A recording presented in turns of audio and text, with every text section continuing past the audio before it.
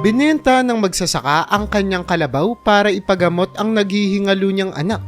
Pero nang makita ng doktor, ang anak ng magsasaka ay bigla itong natumba at tumawag ng mga pulis. Ang mga hampas ng hangin, huni ng ibon at pagaspas ng mga ibon katulad ng uwak. Ito ang mga elementong palaging naririnig ni Roberto, isang magsasaka na nasa 50 taong gulang na sa tuwing umuuwi siya sa kanilang bahay matapos ang buong maghapon niyang pagtatrabaho. Talaga namang napakahirap ng kanyang trabaho. Buong magdamag siyang nakayuko, kaya naman hindi niya maiwasan na magreklamo sa pananakit ng kanyang katawan. Bukod pa dun ay sobrang tirik pa nga rin ng araw paminsan. Kaya naman bukod sa sumasakit ng likod ay nananakit na rin ang kanyang balat dahil sa araw-araw na pagbibilad sa napakainit na panahon. Pero para sa araw na ito, habang umuuwi ang lalaking si Roberto, may naghihintay na pala sa kanyang isang malaking sorpresa na hindi lamang magpapabago sa kanyang buhay, ngunit maging sa kanyang binubuong pamilya. Sa kanyang paglalakad kasi ay unti-unti nang lumulubog ang araw. Wala na nga siyang maisip pa kundi ang humiga na lamang at makapagpahinga. Sana nakapagluto na si Mrs. Ang sabi niya kasi sa akin kanina magluluto siya ng sinigang eh. Wika ni Roberto habang nakikipag-usap sa kanyang kalabaw habang magkasabay silang naglalakad papauwi. Pero bigla na lamang siyang napahinto nang makarinig siya ng isang ingay na nagmumula sa pag-iyak ng isang sanggol. Naririnig mo ba yun, Brian? Wika ni Roberto sa kanyang kalabaw. Saan kaya nanggagaling yun? Agad silang tumakbo papunta sa kanya roroonan ng tunog.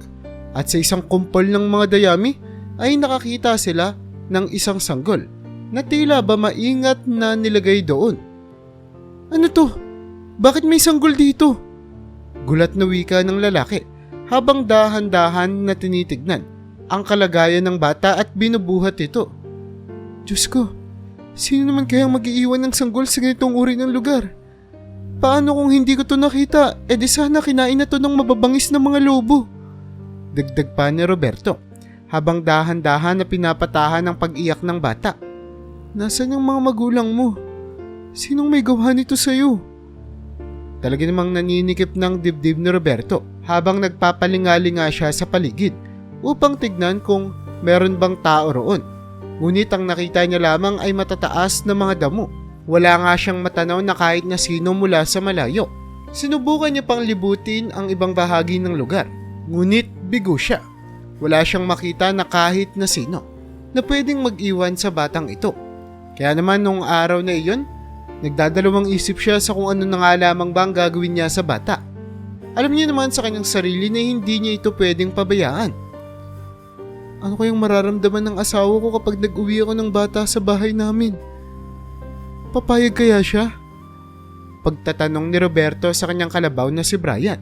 Dahil wala naman na siyang naiisip na iba pang solusyon, kasama ang kanyang kalabaw ay umuwi siya. Buhat-buhat ang umiiyak na bata.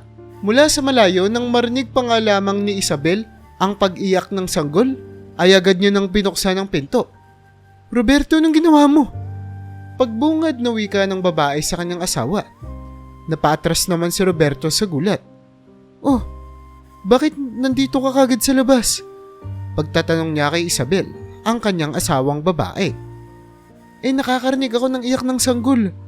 Ikaw lang naman yung umuwi ng ganitong oras. Kaya kinutuban na ako. Ikaw ba yung may hawak ng sanggol? Pagtatanong muli ni Isabel na para bang isang detective. Hindi ko alam kung paano mo nararamdaman na may hawak kong sanggol pero oo, sa akin nga yun. Napulot ko tong sanggol sa kumpol ng mga dayami. Sinubukan kong hanapin kung nasan yung mga magulang niya pero nabigo ako. Wala akong nagawa kundi iuwi na lang to dito. Pagpapaliwanag ni Roberto habang nag-aalalang tinititigan ang bata na ngayon ay mahimbing na ngang natutulog. Ay, nakatulog na pala siya. Saad pa ng magsasaka habang hinahaplos ang maliliit na mga pisngi ng bata. Kaya naman mabilis na lang pinag-usapan ng kanyang asawa kung ano ang dapat nilang gawin sa bata. Bakit parang malungkot ka, Roberto? Hindi mo ba alam na malaking biyaya yung bata sa atin? Wika ni Isabel na talaga namang gumulat sa magsasaka. Ha? Anong ibig mong sabihin? Pagtatakang tanong ng lalaki. Roberto, hindi naman porke tumatanda na tayong mag-asawa nang hindi nagkakaroon ng anak. Hindi ko na pinangarap magkaroon ng batang anak. Wala naman akong tutal kung gusto mong palakihin yung bata na yan at tayo ang tumayong magulang sa kanya. Saad pa ng babae na talagang manggumulat sa magsasaka. Sigurado ka ba? Hindi mo ba pagsisisihan yung mga sinasabi mo? Saad ni Roberto. Dahil sa kanyang biglang pagtaas ng boses, ay nagising ang mahimbing na pagkakatulog ng bata. Kaya naman kinuha muna ni Isabel ang bata. Pumunta siya sa kanilang lumang aparador kung saan naroroon ang mga gamit na pangbata katulad na lamang ng dede. Hindi ko akalain na magagamit ko to. Wika ng babaeng si Isabel habang iniaayos ang dede at nagtitimpla ng gatas. At oo Roberto, hindi ako magsisisi. Siguradong mas magsisisi pa ako kapag hindi natin inalagaan tong bata. Saad ni Isabel habang patuloy lamang sa paghalo ng tubig at gatas para sa bata. Pero Isabel, hindi mo ba naiisip? Masyado na tayong matanda para magkaanak pa. Anong sasabihin natin sa bata kapag nagtanong siya tungkol sa nakaraan niya? Magsasaka lang ako. Mabibigyan man natin siya ng magandang buhay? Pagkabalisang wika ni Roberto, halatang hindi niya alam kung tama ba ang ginagawa nila. Bakit hindi na lang muna natin to i-report sa pulis? Malay mo, may mga naghahanap sa kanyang magulang. Siguro naman ayun yung mas tamang gawin. Malungkot man si Isabel sa suwestyon ng kanyang asawa. Ngunit sa loob-loob niya ay alam niya naman na baka mayroong magulang na nag-aalala para sa bata. Kaya naman alam niya rin kung ano ang dapat gawin. O sige, ire-report natin sa pulis na may nawawalang bata. Pero kapag walang kumuha sa kanya at walang nagpatunay na sila nga yung magulang ng bata, tayo ang magpapalaki sa kanya. Saad ni Isabel. At nakabuo na nga sila ng isang plano. Pero talaga namang umaasa pa rin ang babae na sana ay hindi na magpakita pa ang magulang ng batang ito. Para kahit papaano ay maranasan niya nga rin ang maging isang ina. Sa buong pagsasama kasi nila ni Roberto, hindi nila nagawang makabuo ng isang pamilya. Napag-alaman nilang baog ang lalaking magsasaka. Pero kahit ganun pa man ay nanatili ang katapatan at pagmamahal ni Isabel sa lalaki. Tiniis niya ang mabuhay ng walang anak kahit pangarap niyang magkaroon ng isang masaya at malaking pamilya dahil sa pagmamahal niya sa magsasaka. Pero ngayon, tila ba'y nagbubukas na nga ang pintuan ng oportunidad para sa pagbuo ng kanilang pamilya. Kaya naman ayaw niya nang sayangin pa ang pagkakataong ito. Kinabukasan ay agad na nagpunta si Roberto sa mga malalapit na police station sa kanilang lugar upang tanungin kung meron bang mga magulang na naghahanap sa kanilang nawawalang mga anak. Ngunit sobra siyang nabigo.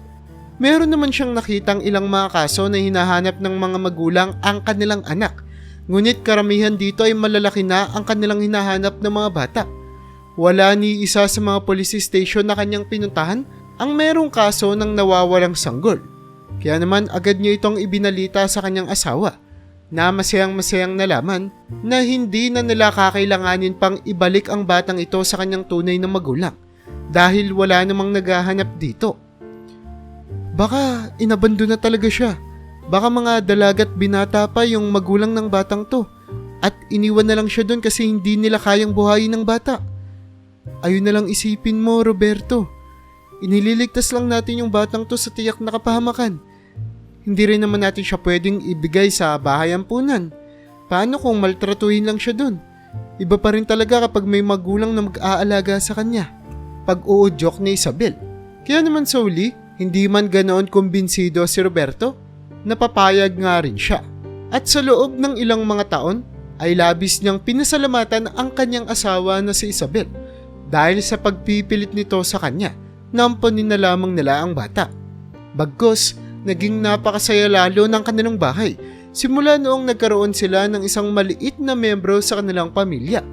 Tila ba'y nagkakaroon lagi ng rason si Roberto araw-araw para magtrabaho at ipagpatuloy ang napakahirap niyang buhay. Ang bata ay pinangalanan nilang Dexter. Habang lumalaki si Dexter, ay nakikita ni Isabel at ng asawa nitong si Roberto kung gaano katalino ang bata, lalong-lalo na pagdating sa agham at matematika. Mahilig itong manood ng mga dokumentary sa kanilang maliit na telebisyon at hindi katulad ng mga normal na bata na kaidaran niya ay kaysa maglaro sa labas, mas hinihiling ng batang si Dexter ang makapagbasa ng mga libro para mas marami pa siyang malaman at madiskubre. Anak, maglaro ka naman sa labas. Ang dami mong mga kaidaran dun, no? Naglalaro sila. Nagtatakbuhan, maganda yun sa katawan mo, pang-ehersisyo. Pag-uudyok ni Isabel kay Dexter. Nasa mga pagkakataong ito ay nasa 7 taong gulang na. Ayoko ma. Tignan mo sila, pawis na pawis, ang dudumi. Ayoko pong masayang yung pagod ko na nakikipaglaro lang po ako sa labas. Mas mabuti pa po dito sa bahay. Nakakapag-aral pa po ako at hindi ako naiinitan. Sagot ni Dexter. Napangiti naman si Isabel sa sinabi niya. Huwag kang magsabi ng ganyan. Ibig sabihin ba madumi yung papa mo? Kasi maghapon siyang nakabilad sa arawan tapos pawis na pawis? Napatahimik si Dexter sa sinabi ng nanay niya at umiling. Hindi naman po ganun yung ibig ko pong sabihin. Ang akin lang po. Nakikita ko po kasi na nahihirapan po kayo. Kaya ayoko na pong mas pahirapan pa po kayo. Pag naglaro po kasi ako sa labas, mas madudumihan po yung mga damit ko. Mas mahihirapan po kayong maglaba. Kaya ang ibig ko pong sabihin, mas marami po akong pwedeng itulong pag narito po ako sa bahay. At mas makakapag-focus pa po ako sa pag-aaral ko. Pagpapaliwanag ni Dexter sa kanyang ibig sabihin. Hinaplos naman ni Isabel ang buhok ng bata.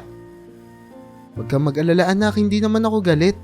Natutuwa nga ako sa kasipagan mo sa pag-aaral at sa mga pagtulong mo sa akin sa mga gawaing bahay.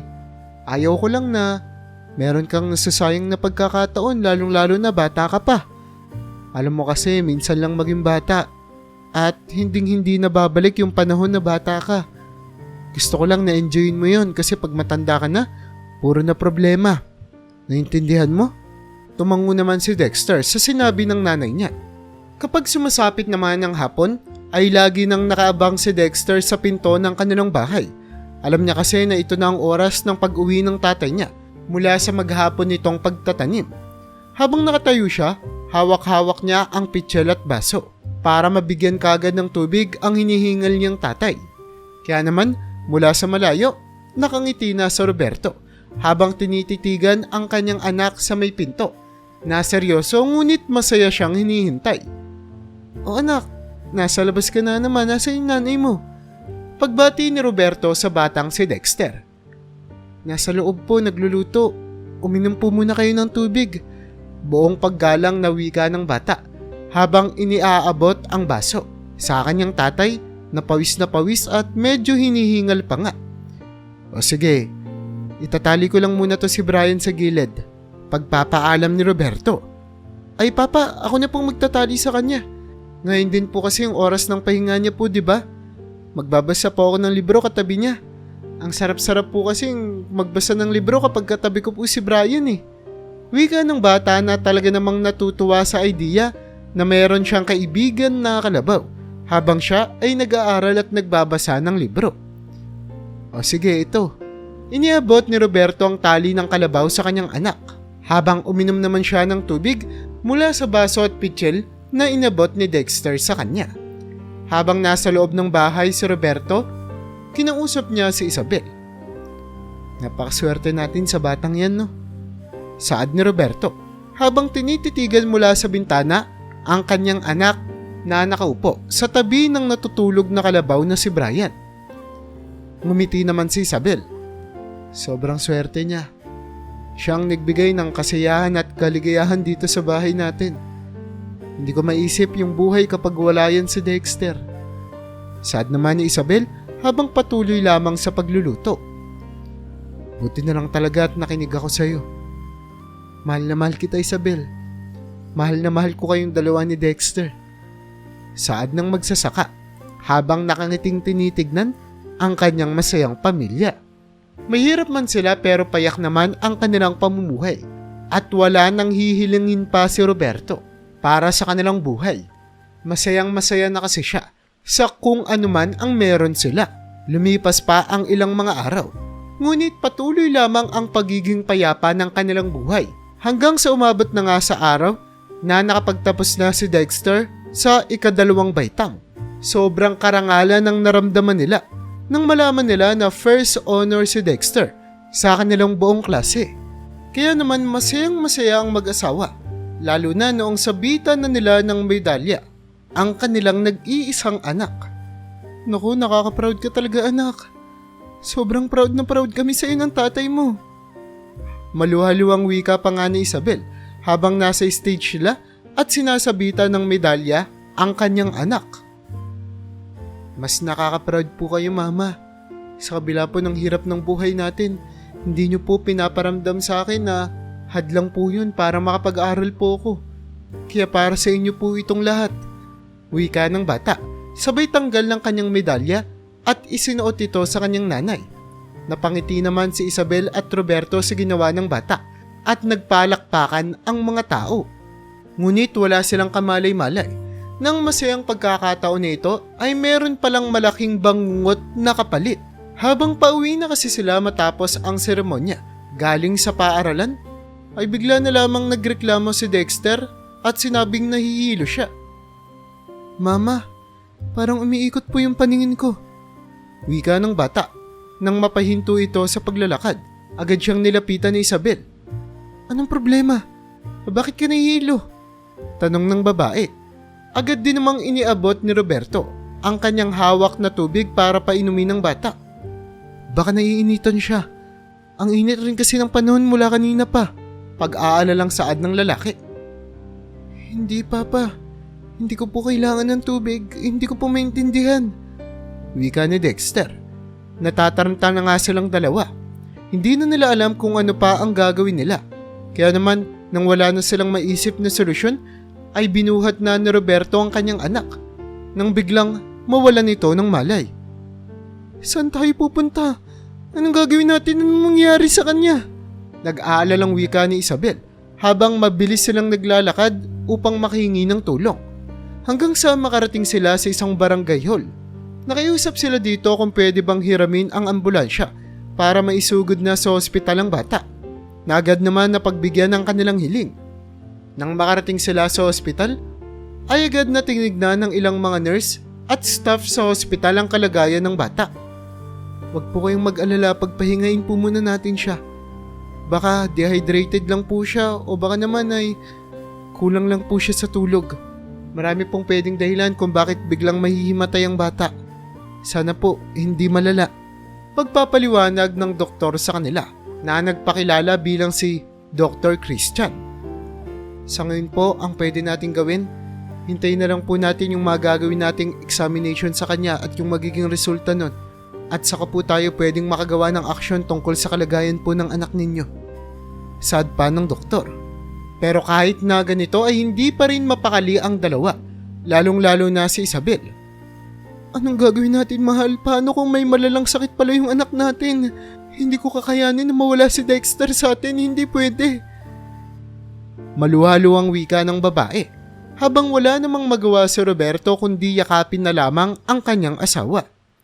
Buong magdamag na naghintay si Roberto at ang asawa niyang si Isabel sa magiging resulta ng ginawang test sa katawan ng kanilang anak. Hanggang sa maya-maya pa, lumabas ang doktor upang kausapin sila. Mabuti na lang po at available ang ilang mga facility natin ngayon. Pero hindi po yun good news. Tatapatin ko na po kayong dalawa. Kakailanganin niyo po ng malaking pera para sa gamutan ng anak ninyo. Nang marinig pa lamang ni Roberto, ang winika ng doktor ay alam niyang hindi niya magugustuhan ang sasabihin nito. Hindi pwede, hindi. Wika ni Isabel habang napapahawak siya ng mahigpit sa kanyang asawa. Nakapag-develop po ng leukemia yung anak ninyo. Ang maganda po dito, nasa mababaw na stage pa lang po yung cancer niya. Pero kailangan na po natin to maagapan agad. Kaya dapat nyo pong malaman na kailangan nyo po kagad mag-prepare ng malaking halaga para po may paggamot ang anak ninyo. Natameme na nga lamang si Roberto nang marinig niya ang balita ng doktor. Saan naman tayo kukuha ng malaking halaga? Saad ni Roberto sa kanyang asawa, habang wala namang maisagot si Isabel, kundi ang umiyak na lamang.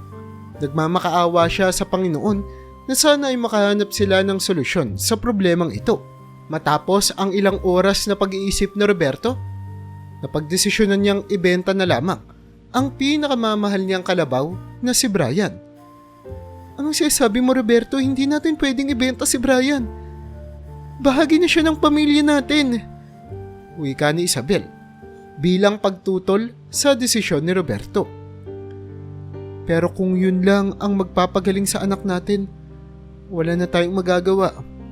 Kailangan nating ibenta si Brian. Kailangan ng tulong ni Dexter. Nang sabihin nito ni Roberto ay hindi na nga makapalagpas si Isabel. Alam niya na ito na lamang kasi ang natitira nilang solusyon. Wala naman kasi silang kahit na anong ari-arian o anumang mga tinatangkilik. Si Brian lamang ang kanilang kalabaw. Kaya naman umuwi muna sila noong araw na iyon para kumuha na rin ng ilang mga gamit ni Dexter.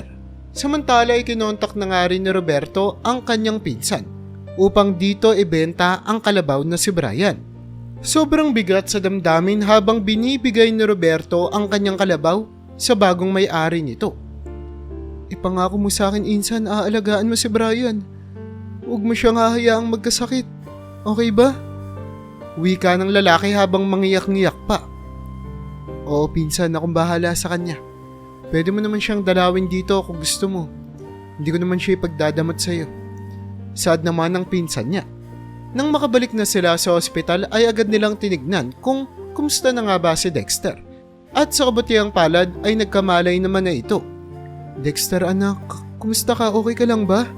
Pag-aalalang wika ni Isabel habang hinihimas ang mukha ng bata. Mama, nasaan po tayo? Bakit po nakaswero ako? Tanong ng bata na para bang natatakot sa kanyang kalagayan. Mamamatay na po ba ako? Nalungkot naman si Isabel pero pinipilit niyang ngumiti. Hindi anak, magpapagamot lang tayo dito sa ospital. May sakit ka daw, sabi ng doktor. Pero sigurado namang gagaling ka, huwag ka mag-alala. Hindi mo mamamalayan, makakauwi na rin tayo. Pagpapalakas ni Isabel sa kalooban ng bata. Pero ramdam naman ni Dexter na merong mali sa sitwasyon. Sa bagay, isa siyang matalinong bata na mahirap pagtaguan ng katotohanan. Pasensya na, Mama. Dahil sa akin, nahihirapan na naman po kayo ni Papa. Huwag po kayong mag-alala, susubukan ko po kagad na magpagaling para po hindi na po kayo mahirapan na alagaan po ako. Nang sabihin nito ni Dexter ay hindi nga may tago ni Isabel at ni Roberto ang pagpatak ng kanilang mga luha. Dexter, anak. Nilapitan ni Roberto ang nakahiga niyang anak sa kama. Hindi naman kami nahihirapan ng nanay mo at ginagawa namin to dahil anak ka namin. Huwag kang mag-alala, huwag mo kami problemahin. Alam naman namin na hindi mo naman ginustong magkasakit. Kung malulungkot ka, di lalo tayong mahihirapan yan. Kailangan mong magpakatatag para sa amin, para sa mama mo. Kasi siya yung pinakaunang nahihirapan sa ating tatlo kapag nakikita niyang nahihirapan ka rin. Umiiyak naman na tumango si Dexter habang sinusubukan na magpakatatag. Maya-maya pa ay dumating na ang doktor na si Christian. Sumama rin siya sa pagpapalakas ng loob sa bata. Oo nga, Dexter. Mahal na mahal ka ng mga magulang mo. At gagawin namin lahat para mapagaling ka. Wika ng doktor sabay taas ng kanyang kamao bilang pagpapakita sa bata na meron siyang kasama sa laban na ito. At sa pagpapatuloy nga ng mga araw, hindi inaasahan ng doktor na si Christian na mapapalapit siya sa bata. Siya kasi ang nagsisilbing tagapag-alaga nito sa tuwing wala ang mga magulang ni Dexter dahil kinikailangan nilang maghanap buhay. Lalong-lalo na at malaki ang kinikailangan na gastusin sa ospital. Dok, gagaling po ba talaga ako? Wika ng bata habang katabi niya ang doktor. Oo naman. Sabi ko nga sa'yo, kami yung pinakamagagaling na doktor sa mundo. Gagaling ka. Ganito na lang, ito tignan mo. Wika ng doktor na si Christian sabay abot ng papel sa bata na naglalaman ng lab report nito. Ito na yung kalagayan ng katawan mo ngayon. Ibig sabihin, mas nagiging stable na yung kalusugan mo kaysa nung unang araw na pumunta ka dito. Patuloy pang pinaliwanag ng doktor ang lab report sa bata, na talaga namang ikinagulat niya nang maintindihan agad ni Dexter. Ibig sabihin po ba, Dok, kaya po ako nagkakasakit ng ganito? Kasi kulang po ako ng mga white blood cell, pati po ng mga platelets sa dugo? Tanong ng bata, puno ng kuryosidad. Nagulat naman ng doktor. Oo, tumpak. Ayun nga yung dahilan kung bakit ka nagkakasakit. May problema rin sa bone marrow mo. Dagdag pa nito. Pero, paano mo nalaman yung mga terminong yun?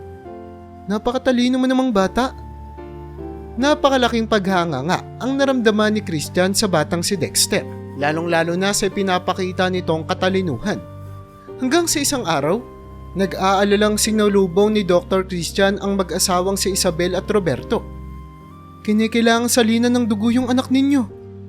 Pagbabalita ng doktor, agad niyang kinuhanan ng dugo si Isabel at Roberto. Ngunit nakapagtataka na hindi ito nagmamatch sa dugo na kailangan ni Dexter. At sa halip, ang dugo ni Dexter at ang dugo niya ay ang magkamatch. Kaya naman bilang pagpapakita ng kabayanihan para sa buhay ng kanyang kaibigan na si Dexter, siya na ang nagboluntaryo na mag-transfer ng dugo sa bata.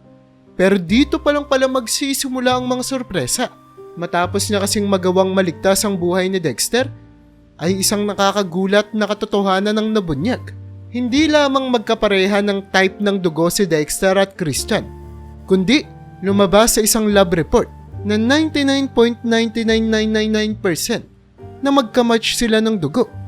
Ibig sabihin lamang nito, hindi man malinaw, pero anak ni Christian si Dexter. Papaano to nangyari?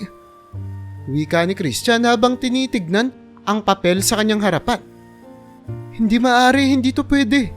Para nga makasigurado, ay sinubukan niyang kontakin ang kanyang kaibigan na merong alam tungkol sa DNA testing. Pasekreto niyang kinuhanan ng buhok ang batang si Dexter. Kumuha rin siya ng kapiraso niyang buhok.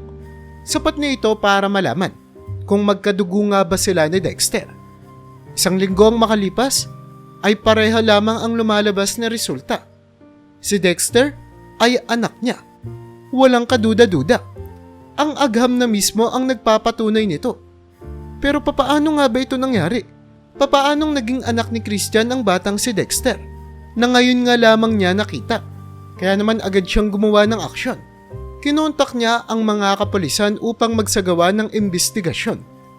Hanggang sa hindi nga rin nagtagal ay nabunyag ang katotohanan. 8 taon na ang nakararaan. Merong kasintahan si Christian. Ang babaeng ito ay nagngangalang Rosa. Si Rosa at si Christian ay talaga namang lubos na nagmamahalan.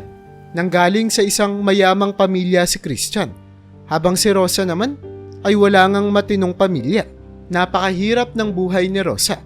Kaya naman, dahil sa katayuan sa lipunan ni Rosa, mahigpit na tinutulan ng mga magulang ni Christian ng babae. Para sa kanila, ay hindi karapat-dapat para kay Christian na isang edukado at mayamang lalaki ang pumatol sa isang mahirap at walang napag-aralan na babae. Pero kahit na ganoon ay pinaglaban pa rin nilang dalawa ang kanilang pagmamahalan. Nangako sila sa isa't isa na kahit na anong mangyari ay hindi sila bibitiw at hindi sila magpapaapekto sa kung ano man ang sasabihin ng ibang mga tao sa kanila. Ngunit, walang kamalay-malay si Christian na siya lang pala ang magagawang makapanindigan sa pangako na ito. Simula kasi nang malaman ng mga magulang niya na nagdadalang tao si Rosa, ay lalo lamang silang naghimutok sa galit. Hanggang sa umabot na nga sa punto na hindi na nakakayanan pa ni Rosa ang masasakit na mga salitang binibitawan ng mga ito sa kanya. Kung ano-ano ng pananakot ang natatanggap ni Rosa mula sa mismong mga magulang ng kanyang boyfriend na si Christian. At dahil hindi na nga rin stable ang kanyang pag-iisip, hindi niya na alam kung saan pa siya pupunta. Wala siyang mga magulang. Wala rin siyang mga kamag-anak sa lugar na iyon. Kaya naman, 8 taon nang nakararaan, tumakas si Rosa. Nang hindi man lang nagpapaalam kay Christian, punong-puno na siya sa pananakot ng mga magulang nito, na umabot na nga rin sa punto na nasasaktan na rin siya nito ng pisikal. Pero lahat ng ito ay hindi alam ni Christian. Ang alam lamang ng lalaki na ayaw ng mga magulang niya sa babaeng si Rosa. Pero pinangako rin naman ni Christian sa babae na kapag nagkaroon na sila ng pera ay magtatana na sila at ikakasal para makalayo-layo na rin sila at mabuhay ng payapa hanggang sa isang dilubyo nga ang naganap. Habang tumataka si Rosa dala-dala ang kanyang mga gamit nang hindi nalalaman ni Christian ay biglang nanakit ang kanyang tiyan. Hindi niya alam kung saan siya pupunta at kung ano ang kanyang gagawin. Natagpuan na lamang niya ang kanyang sarili sa isang malawak na palayan na punong-puno nga ng matataas na mga damo. Sinubukan niya pang maglakad habang patuloy siyang nagdurugo hanggang makakita nga siya ng isang kumpol ng mga dayami na kung saan gamit ang isang puting tela ay buwis buhay niyang inilabas ang kanyang anak at binalot ito sa telang hawak-hawak niya. Noong mapagkakataon na ito ay halos maubusan na ng dugo si Rosa. Umiikot na ang kanyang paningin ngunit nagawa niya pa rin na maayos na ilagay ang sanggol na kapapanganak niya pa lamang sa ibabaw ng mga dayami. Anak, babalikan ka ni Mama ha? Maghahanap lang ako ng tulong. Dito ka lang. Wika ni Rosa bago halikan ng bata at sinubukang maglakad at gumapang habang naghahanap siya ng tao na pwedeng makatulong sa kanya. Ngunit hindi niya akalain na napakalawak pala ng palayan na iyon na halos kakailanganin niya ngang maglakad ng 2 oras para lamang mapuntahan ang pinakamalapit na bahay hanggang sa tuluyan na siyang nawala ng malay. Natagpuan na lamang siya ng mga tao kinabukasan. Malayo na siya sa dayami na pinanganakan niya. Ngunit isa na rin siyang malamig na bangkay. Hanggang sa mga pagkakataon na iyon ay hindi alam ni Christian kung ano ang nangyari sa kanyang asawa at kung saan na nga ba napunta ang kanyang anak. Pinaliwanag ng mga investigador na dahil wala namang umangkin sa katawan ni Rosa ay inilibing na lamang ito sa tulong ng gobyerno. Halos mapaupo nga ang doktor nang malaman niyang nakakagulat na balita na ito. Mabilis niyang pinuntahan sa kwarto ang natutulog niyang anak na si Dexter. Pinagmasdan niya ito at doon niya napagtanto na kaya pala sobrang pamilyar ang mukha ng bata dahil kamukhang kamukha ito ng kanyang kasintahan na si Rosa na buong akala niya na iniwan siya at hindi na muling nagpakita.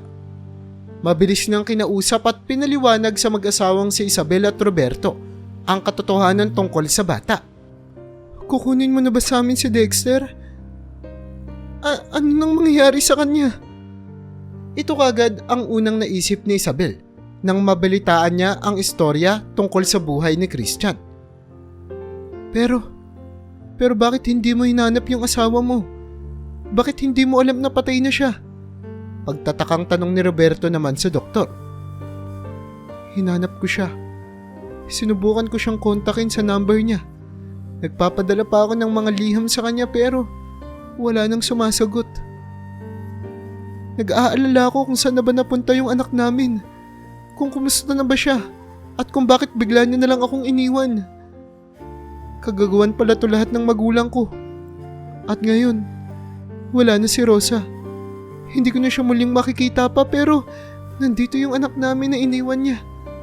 Na buong lakas niyang nilabas sa mundong to kahit mag-isa lang siya at nalulungkot. Gusto kong makabawi sa bata para sa kanya. Para sa yumaong kasintahan ko. Saad ng doktor habang nakatingin sa natutulog na si Dexter. Pero napamahal na rin sa amin yung bata. Tinuring na rin namin siyang tunay naming anak. Anong gusto mong gawin namin? Hindi namin kaya na bigla na lamang namin siyang ibibigay sa iyo ng ganun-ganun lang. Maging kami ay masisiraan ng bait ng asawa ko. Saad naman ng magsasaka. Wag po kayong mag-alala. Patay na po yung mga magulang ko at nag-iwan sila ng isang malaking hasyenda para sa akin. Hindi ko akalain na hindi man lang nila napagbayaran yung kasamaan nilang ginawa sa kasintahan ko. Pero sapat na siguro to. Alam ko kung nabubuhay pa sila ay kakainisan nila yung magiging desisyon ko. Pero simula po sa araw na ito, maninirahan po kayo sa asyendang yun. Magkasama po nating papalakihin si Dexter. Nawindang ang magsasaka at ang kanyang asawa sa sinabi ng doktor. Sigurado ka ba sa sinasabi mo? Tanong ni Isabel sa doktor. Opo, sigurado ako. Napakalaki po ng lugar na yun. At ako lang ang mag-isang nakatira doon. Siguradong magkakaroon ng kulay yung buhay ko kapag doon po kayo na malagi kasama yung bata.